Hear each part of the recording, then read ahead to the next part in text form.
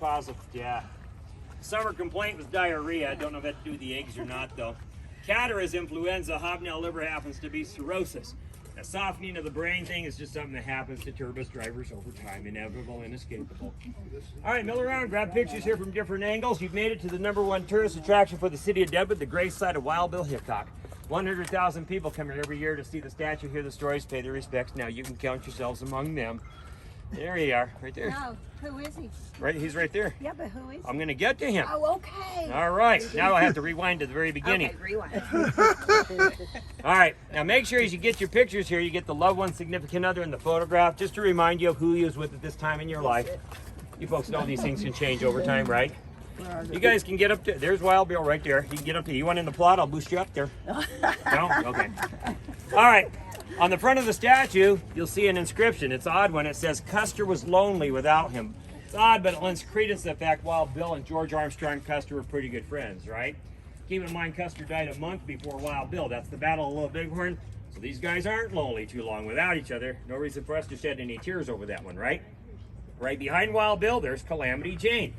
Buried behind Wild Bill from our perspective, buried next to Wild Bill from history's point of view. Notice the urn atop her grave there? Those gargoyle faces on the base that bear a striking resemblance to Liberace. That urn is exactly like 4 urns you can see way over there behind the headquest stone. That grave belongs to a local madam of the day named Dora Dufran. When Calamity Jane had fallen on hard times, it was Dora who stepped in and, helped her get her back on her feet.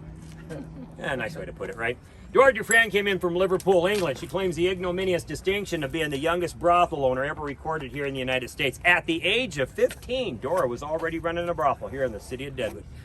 All right, now there's one last thing I'll point out to you. Potato Creek Johnny, where'd she go?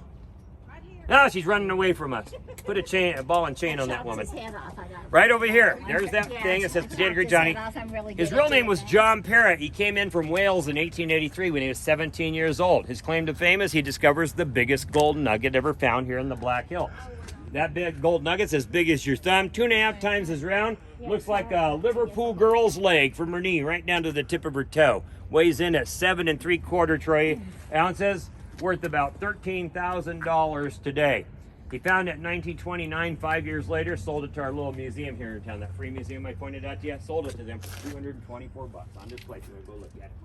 All right, I do have a picture of Potato Creek Johnny on the bus, on the driver's side, about halfway down. You'll see him, he was only 4 feet 3 inches tall.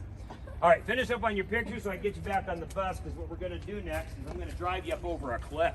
Up to a cliff, I'm sorry. Sounds like fun. I'm glad we're not on that bus.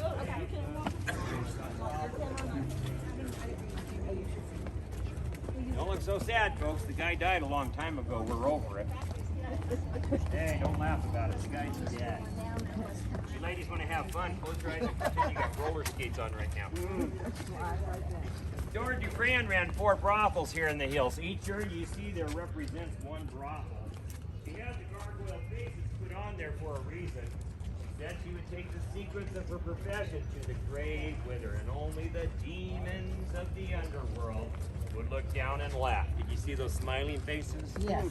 About the secrets she would carry off into eternity.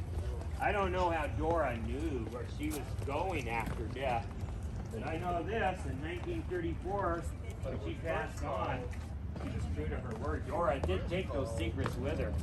Because when Dora died, guess what? They did not list the woman's profession in the paper as a brothel madam. Her obituary simply stated that a famous local social worker has died from Deadwood. They were very polite and discreet. Now, if they're going to call her a social worker, that makes me wonder, what does a, quote, community organizer really do? Doesn't it make you wonder? All right. Oh, by the way, Dora is buried with her husband, Joseph, up there. If you looked in their plot, there was this white marker facing to the heavens that said Fred on it. Anybody here want to take a stab at who Fred might be? Fred was her pet parrot. Oh. Yeah, Fred died a week and a half after Dora did. Fred ate an artificial cherry off of a lady's head. It got stuck in his throat and he choked it up. Isn't that an awful way for an old bird to croak? But did you know as many people showed up for Fred's funeral as did Dora's? The guys in town were talking, saying, you know what, that bird knew as much as the woman did. Let's get up there and make sure he's 6 feet under. And by the way, about 6 years ago, I had a guy on my bus who was bitten by Fred the parrot. He was a kid at the time. He'd gone down to the brothel with his grandpa. It was a common practice back then. And while Grandpa was in the back room signing papers, the kids were left out front, and the madams always had a bowl of candy out there to keep them busy.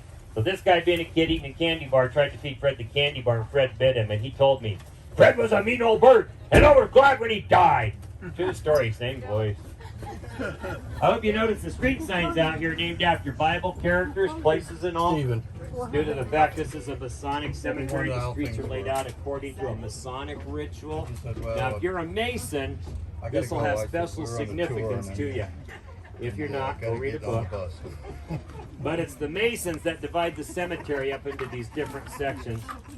We're going to pass a Chinese section, a children's section, Civil War veterans.